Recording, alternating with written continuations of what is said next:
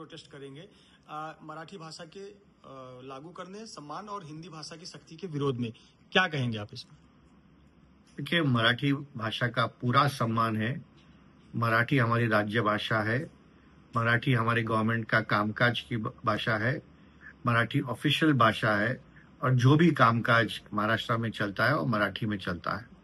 दूसरी बात यह है कि जो मराठी मुद्दे पर ये सामने आए हैं, उद्धव ठाकरे जी से मैं पूछना चाहता हूं कि उद्धव ठाकरे जी जो बीएमसी में उनका कार्यकाल था, वो इतना उन्होंने प्रॉपर्टी टैक्स यहाँ पर बढ़ा दिया कि मराठी मानुस जो है वो मुंबई छोड़ने पे मजबूर हो गया। कल्याण, डोंबिवली, वसई, विरार, नालासोपारा में रहने लगा है। और उसका एक ही कारण है कि उद्धव ठाकरे जी ने उनको यहाँ पर रहने नहीं दिया। दूसरी बात यह है कि अभिजात भाषा का जो दर्जा है वो हमारी सरकार ने दिया है, हमारी सरकार ने पहल किया है। सम्माननीय प्रधानमंत्री श्री नरेंद्र मोदी जी की वजह से ये हुआ है।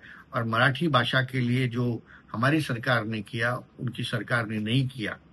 तीसरी बात यह है कि जो हमारे मराठी मानुष जो है वो जानते हैं कि अगर कोई भी व्यक्ति साथ में है, जैसे कि हिंदुत्व के विचार पर एकनाथ शिंदे जी मराठी मानुष के लिए इतना काम कर चुके हैं कि 16% मराठी मानुष एकनाथ शिंदे जी के लिए उन्होंने गए लोकसभा और विधानसभा इलेक्शन में मतदान किया है। और मुझे लगता है कि मराठी मानुष समझ गया है कि ये जो है एक स्टंट है दोनों भाई साथ में मिलने का, इससे कुछ होने वाला नहीं है। जो बड़ा पिक्चर है, जो बड़ा दृश्य मराठी मानुष देखना चाहता है, वो विकास का दृश्य है, तरक्की का दृश्य है, और वो हमारी महायुति की सरकार ही दे सकती है।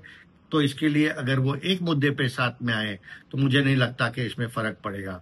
जो हिंदी का जो मुद्दा था जिसके वजह से ये दोनों भाई साथ में आए हैं, मैं कहना चाहता हूं कि हिंदी का किसी ने यहाँ पर कंपलसरी नहीं किया, हिंदी का इम्पोजिशन नहीं किया।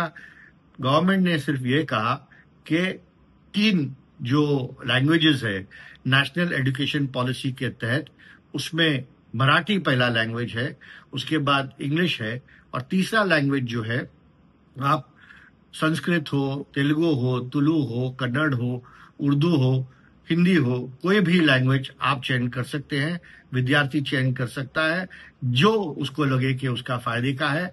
और किसी ने हिंदी लैंग्वेज को कंपलसरी नहीं किया है, इसका मैं स्पष्टीकरण देना चाहता हूं। फिर भी सम्माननीय मुख्यमंत्री देवेंद्र फडणवीस जी ने कहा है कि जो इसके ये पॉलिसी के ऊपर भी पुनर्विचार होगी। Thank you sir.